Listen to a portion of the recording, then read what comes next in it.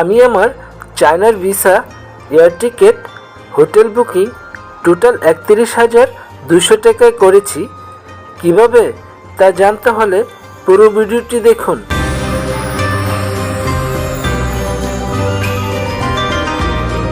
ভিডিওটি না টেনে সম্পূর্ণ দেখবেন, তাহলে বাজেট কমানোর জন্য একটি ভালো আইডিয়া পাবেন।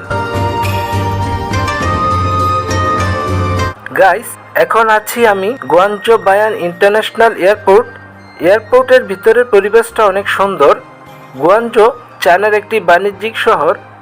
ভ্রমণ করার জন্য বিখ্যাত এই শহরটি। অল্প বাজেটে ভ্রমণ করার জন্য কিছু গুরুত্বপূর্ণ তথ্য রয়েছে এই ভিডিওতে। সম্পূর্ণ ভিডিওটি দেখার আমন্ত্রণ জানিয়ে শুরু করছি।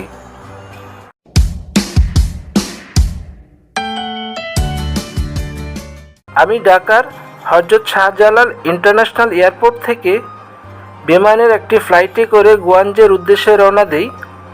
রাউন্ড ট্রিপের জন্য প্লেনের ফেয়ার পড়বে 30 থেকে 35,000 টাকার মতো, আর ওয়ান ওয়ের প্রাইস পড়বে 20 থেকে 25,000 টাকার মতো।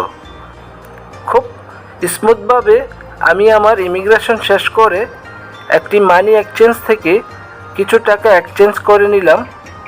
ক্যান্টন টাওয়ারে যাওয়ার জন্য আমি এখন ট্রেনের টিকিট কাটব, কারণ ট্যাক্সিতে খুব এক্সপেন্সিভ। খরচ বাঁচিয়ে ভ্রমণ করতে হলে আপনাদের অবশ্যই পাবলিক ট্রান্সপোর্ট ইউজ করতে হবে। ইংলিশ সিলেক্ট করে নিলাম। গুয়াংজো লাইন 3 যাব ক্যান্টন টাওয়ার। 8 পেসোস ক্যাশ দেব এখন।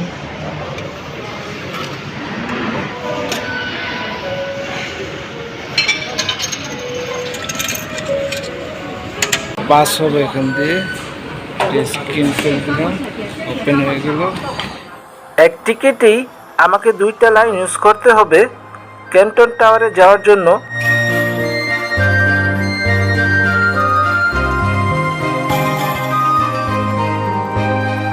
এখন আমি আরেকটি ইন্টার লাইন চেঞ্জ করে ক্যান্টন টাওয়ারের স্টেশনে চলে আসলাম। এখন এক্সিট হবে।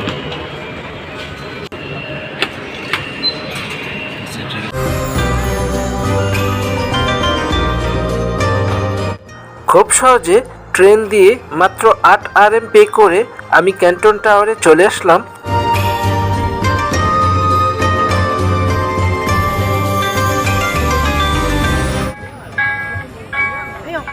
ভ্রমণকারীদের জন্য লোকাল ট্রেনের মাধ্যমে সিটি ট্যুরের বিশেষ ব্যবস্থা রয়েছে এখানে।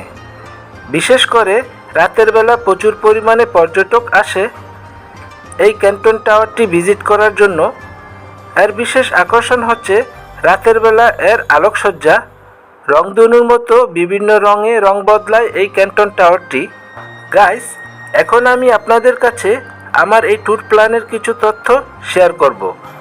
আমি যেভাবে অল্প বাজেটে চায়নার visa, air ticket, hotel booking করেছি, সম্পূর্ণ ডিটেলস আপনাদের কাছে তুলে ধরব। ইনফরমেশন শেয়ার করার আগে আপনাদের কাছে আমার অনুরোধ, দয়া করে ফলো এবং সাবস্ক্রাইব করে পাশে থাকবেন।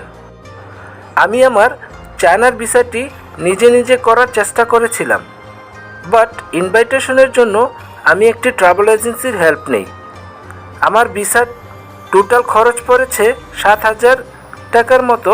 এটি সেকেন্ড টাইম ছিল। প্লেন টিকিটটি আমি নিজেই কেটেছিলাম 21,000 টাকা দিয়ে।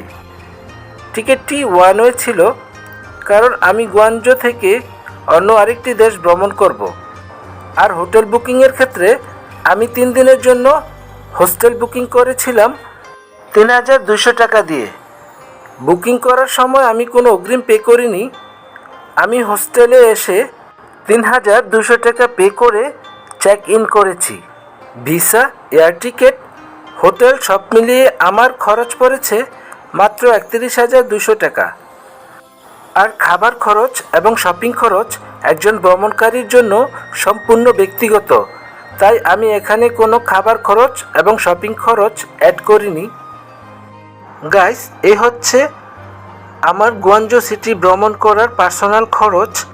আপনাদের ক্ষেত্রে ভিসা, হোটেল, এয়ার টিকিটের খরচ কম বেশি হতে পারে।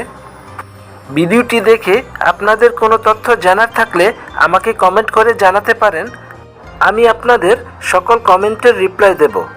ভিডিওটি দেখার জন্য আপনাদের সকলকে অসংখ্য ধন্যবাদ। ফলো এবং সাবস্ক্রাইব করে পাশে থাকবেন প্লিজ।